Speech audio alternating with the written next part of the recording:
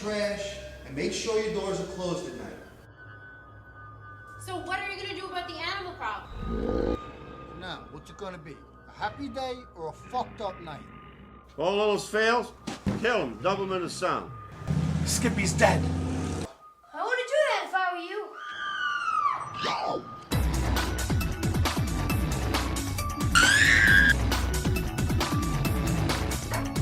The thing was all cracked up. It was a fucking Krackoon.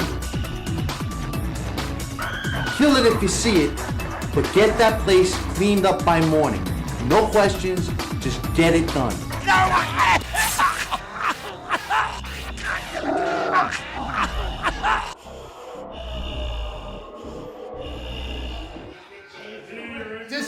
This is actually, we had 3 Krackoons. The first 2 Krackoons were destroyed. One of them I threw out when I was drunk on sangria. But they have tubes coming out of them, and blood would come out of its mouth when it would kill people and stuff. So this is what we call Red Eye. He was the 3rd Krackoon in the generation. So the movie is a homage to 1970s really cheap horror movie. So we made it really cheap. It's got heart. I watched it again the other day, and I actually remastered it a little bit so it looks a little better. I think you're gonna have a good time. And there's a short right before called Uncle John that my friend John wrote, and he stars in it. We kind of did that after Krackoon to keep shooting so we could get our chops together. So. Hey, this is Ralph Perez, Horror and Coffee. I'm here with Jerry Landi, independent filmmaker from the Bronx, and we're here at his independent little movie theater in City Island in the Bronx called Cinema on the Sound. We are here to celebrate and view and talk about his groundbreaking first, the movie that started it all for him, basically, Blood March Krackoon. No, Krackoon. Krackoon. Sorry, so I get confused between the two. The first Krackoon. Blood March was a sequel. So, Jerry, tell us, how does it feel to be screening this tonight, to the people that are going to be coming and watching, and what you hope to gain out of this? The last time we screened this movie was 12 years ago. Yeah. When we did the film festival circuit and went out to San Francisco and did for a whole year we toured with this movie. So I haven't seen it on the screen in a long time. So the other day I actually went in and remastered it a little bit, fixed up the sound, put music in. Yeah, and then brought it in here and watched it on the big screen to check it out. And I was like, wow, this movie is pretty funny. And it was one of those, it's like the story of it is, we just got together and made this little movie, never thought anything was going to come of it. And then all of a sudden we put it in a festival, started winning awards and TV series, all kinds of crazy stuff happened. So it's kind of fun to show this one because this one got distribution on Blood March Krackoon. It's on the DVD when we got distribution. But a lot of people didn't know that this was the first one. The distributor kind of screwed that up. And I told them you should promote it as a sequel, and they never did that. So this movie kind of fell through the cracks. And this was the beginning. This is like the crazy. I tore everything at the wall on this one because I thought it was going to be the only movie. So, I just massacred a ton of people and just went nuts with this film. And then all of a sudden it was like people were like, wow, you should make more movies. I was like, And he did. Yeah. He made Bronx Bigfoot, right? That's Bronx Bigfoot. And Talk to the Dead. He's what else did you make also? Bat Radicus. I remember that. Bill Huxtable. Bill Huxtable. I remember that one. Yeah. But I tell you this and what's amazing also is that you have now this theater, this little movie theater with this lounge, which we're sitting in right now, where people can discuss, critique, talk about the film they just saw, or before or after. I don't know how it works. But what's tell us about Cinema on the Sound. What do you want to get done here? We're exposing a lot of independent filmmakers to the place. We're doing a lot of production, stage plays, stuff like that. So we want to do a lot of different things here. It's basically a haven for artists to come and do their thing. So that's what I always wanted to do, and that's what we do. Independent movie makers can come and have their stuff showcased here. Yeah. Very nice. Very awesome. Okay, well, thank you, Jerry. I know you're busy. You're getting ready to do this, so we're going to watch this. And if you like this channel, please consider subscribing. Tap on the bell for future notifications, future Horror and Coffee content. It is October, and the Krackoon is on the loose in the Bronx, and we got Jerry here to kind of guide the way to get us through it without getting eaten up. Ralph Perez, horror and coffee. Can't promise that. Okay. Take care, bye. John said, "Oh, it's a local audience. They love you. You know, whatever. You know." But then we went out to San Francisco. We sold out the Roxy Theater, which is 350 seats. And the people in the Roxy Theater had the same reaction that everybody else did. They just enjoyed the stupidity of the film. So this is like what started Amok Duck Films. This is what started Nutsack Studios. This is like the beginning of everything we've done over the last 15 years or so. So this was like our redheaded stepchild. Our other one is Bill Huxtable, serial rapist. And there's also a sequel to this movie. And the sequel, my cousin saw it, and they thought that was the Krackoon. I said, no, this is the real Krackoon. That was the sequel. The sequel was very expensive. We had robotic Krackoons in it. And the actress who was a playmate, Cindy, just called me and said she wants to come. So we're going to try to plan a screening so she could come here. Was that the Frog's Neck Bridge or the White Stuff? Frog's Neck Bridge. Frog's Neck. That was all filmed in Locust Point. I was president of the Civic Association at the time. So they let me do anything. It was like, you want to use the Civic Hall, and that was basically what I went through as a civic leader, with people screaming and yelling and me fucking holding my head, and they're done. I want to party with Uncle John, because any guy that has a Bloody Mary first thing. It's Uncle John right here. He wrote it. John wrote this. And we actually did Uncle John right after Krackoon, right? Yeah, it was like a month or so. Yeah, and we just wanted to do something just to do it, so we just did it like in a day. We just shot it with 4 of us. My daughter was in that, and we just did it as a goof. It was something that we watched as a goof, and then my daughter goes, "Why don't you show Uncle John before Krackoon?" And it kind of fits. That's my daughter. That was my very important question. Yeah. Was the blood the Bloody Mary mix? No. we was one of the funniest stories was after we did that massacre on the beach that night. I was doing special effects with Richie, John, and all of us were doing special effects, and we had gallons and gallons of blood. And it was the beach, so we didn't really give a shit. So we were like spraying blood over everybody. And the following that night, we hung up, like, you see all those dead animals that are on the beach? Those are my daughter's stuffed animals. I went to and we had all these bloody animals, and we put them in a sack, and we hung them from the clothesline in my backyard and hosed them down because somebody said sausage. Who yelled out sausage? Oh, well, Italian sausage. Yeah, Okay, that was Italian sausage. And if you realize that when you use Italian sausage with a puppet and you don't clean it right, the puppet starts to smell like old pork sausage. So for a couple of takes we had to use that. I remember John go, "God, this thing stinks." I go, "Don't worry about it, just put it on your head." I'm not going to put it on my head. But so we were doing that, and then the night before the last shoot where we killed John, we were drinking sangria, and we go, "Okay, go get the Krackoon," and I realized I had thrown the Krackoon out in the garbage. The original Krackoon is on a garbage. So I started laughing because we were drunk. I said, okay, so I had Richie make another Krackoon, and we shot the last scenes that night with the second Krackoon. The movies, I mean, we shot the movie on digital video 13 years ago. I mean, the technology from then to now is like purposely changed, but the concept is still there, which is... I think my favorite was the opening credits and the body decomposing. How much fun did you have filming that? Tell us about that. I got the figure. I still have that figure in my house. I dug a hole in my backyard, and I put the camera over the hole, and I just put it there and just squirted blood on it until it was full. Did your neighbors have any questions? Oh, my neighbors are very... But the story about the hanging animals was the next day my nephews were coming, and we forgot. And my nephews came in the backyard, and all these dead animals are hanging with blood dripping. And I was sleeping in my office, and I just heard screams. And I came and I go, "Shit!" And my wife goes, "You idiot, you should have took him down before they came." I said, "I didn't realize." But the opening credits was, He's still married. it was still bad. She's in the movie, she gets it. And she didn't want to say that line, "I want to be pulled like a bad tooth," remember? She wouldn't say that line, "I should have had him pulled like a bad tooth." And she kept saying, "I don't want to say this line." I said, "You're going to fucking say it." She goes, "I don't want to say it." I said, "Fucking say it or I'm cutting you from the movie." She goes, "I'm your wife, you can't cut me from the movie. I'm in Boston. What are you going to do?" I said, "I'll overdub you."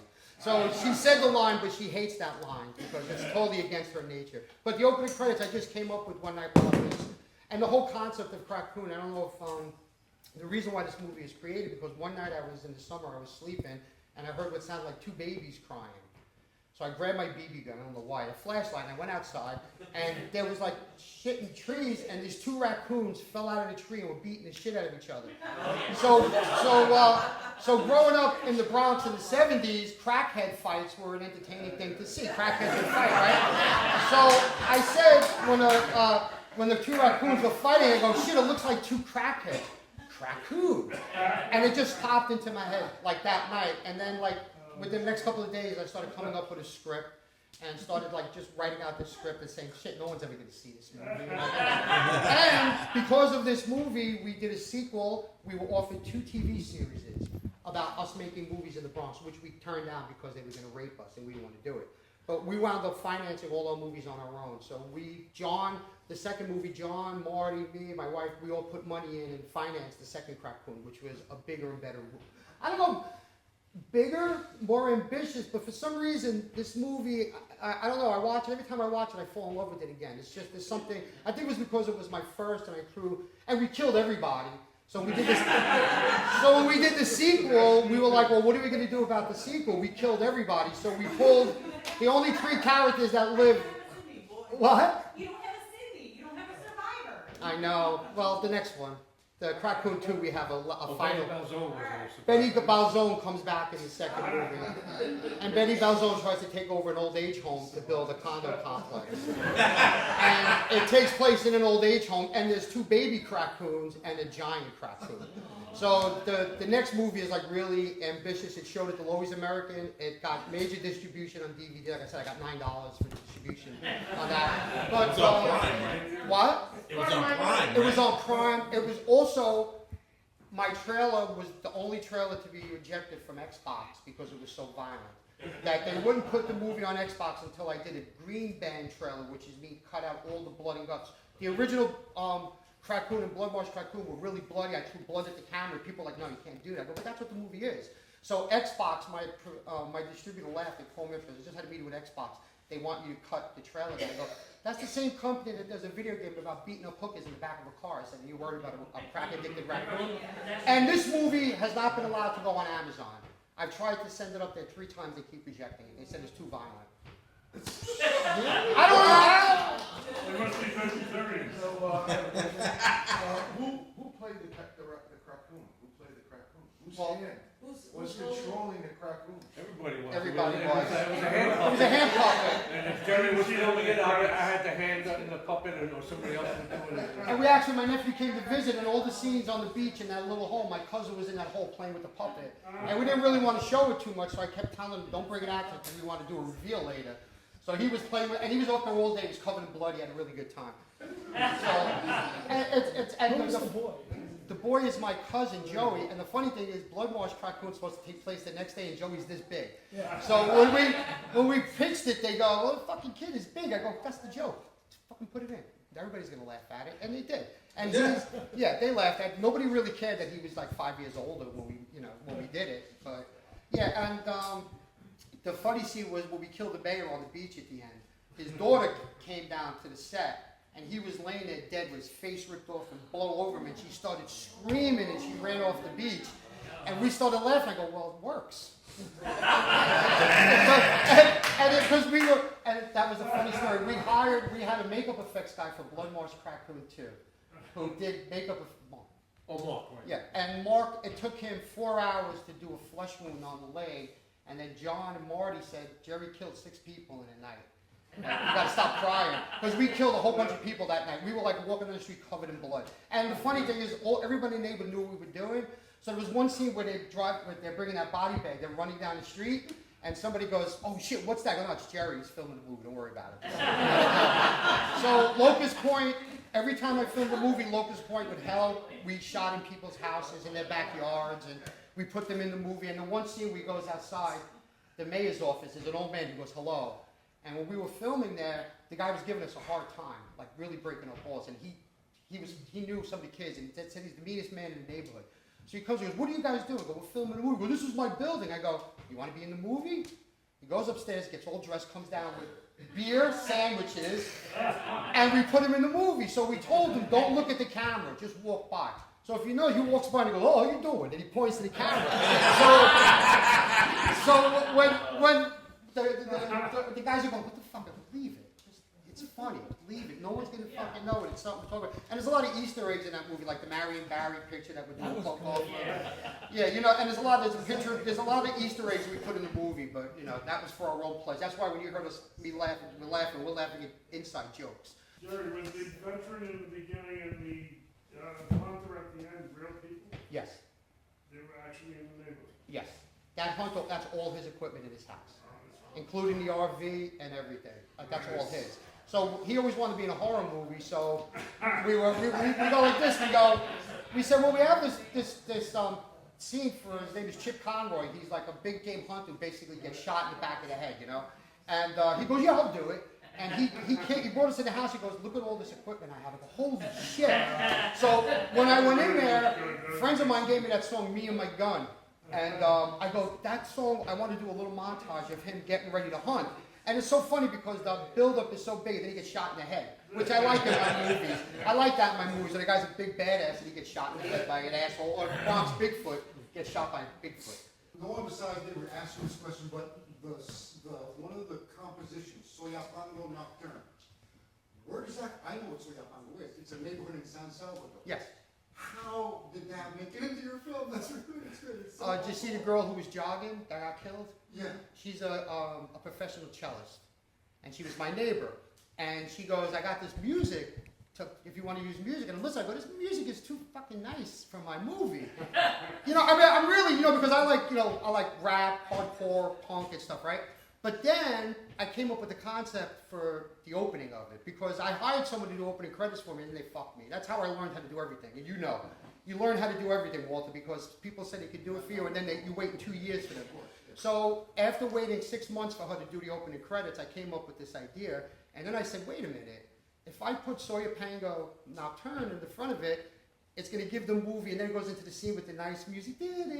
So it was like, it kind of like lulled you into a false sense of security. It was all this beautiful music, and then also the Where did you raccoon. get the reference from Soyapango? Because That's her name. She named it. That's her song.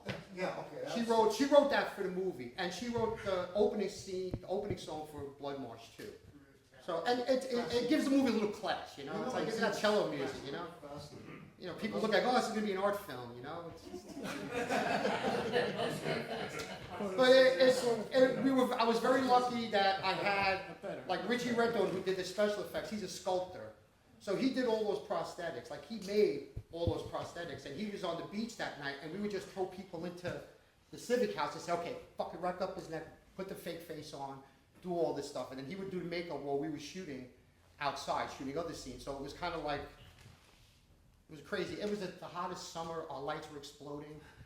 You know, like in the heat, we were like pissed off half the time. You know, things didn't work. But in the long run, we got the sweatsuits for that. to the gangsters. Sergio Tacchini's. That's what gangsters wear. And that guy Skippy was my barber. The guy, the Italian guy, gets his neck ripped open. And when he came to LA to the premiere in LA, he said that he was the best part of the movie. He said everybody loved me the best. You know? Who was the big galoot with him? Salamore. That's a whole story. That's Salamore. He was in a lot of my movies. My daughter is a 97. She's an honor student. She's getting recruited to all these colleges. I raised her. She actually, if you saw the little scene, she wanted to be in the movie so bad, she snuck out of her bed and walked across the set.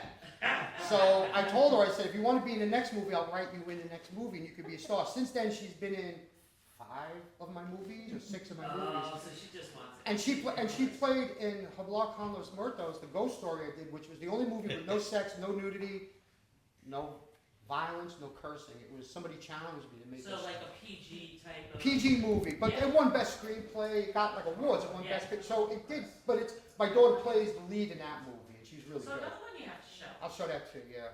That was a lot tamer than that. It's like that's a movie you cry at the end. This one, I'm just wondering because, you know, now everybody's, you know, oh, it's blood. there's no blood in that movie. But no, with this one, it's like everybody's... Well, Amazon still refuses to put this on. I'm trying to get this on Amazon for years, but they My won't do it. boys would have loved this when they were 7 and 8 and 9 years old. They would have loved this. Well, we're basically 7, 8 years old My now. oldest is here and loves it. Well, it's like we had a bunch of filmmakers here a couple of weeks ago, and one of them said something which was so true. It's like the reason why we make movies is because we don't see the movies we want to see. So we make crazy movies because that's what we want to see. So I don't give a shit if anybody likes my movies. I get good reception for them because they're insane. But I make them so I can watch them. It's kind of like bloodletting, you know. It's kind of like I got to get out of my system. So I don't really care. The good thing is that we've been really popular at film festivals. We've got a lot of awards. We had distribution on some of the films. So the movies get out there, and people. We do have a fan base. I get, you know, emails and stuff from people all the time. Well, thank you so much. I'm so glad you enjoyed the movie.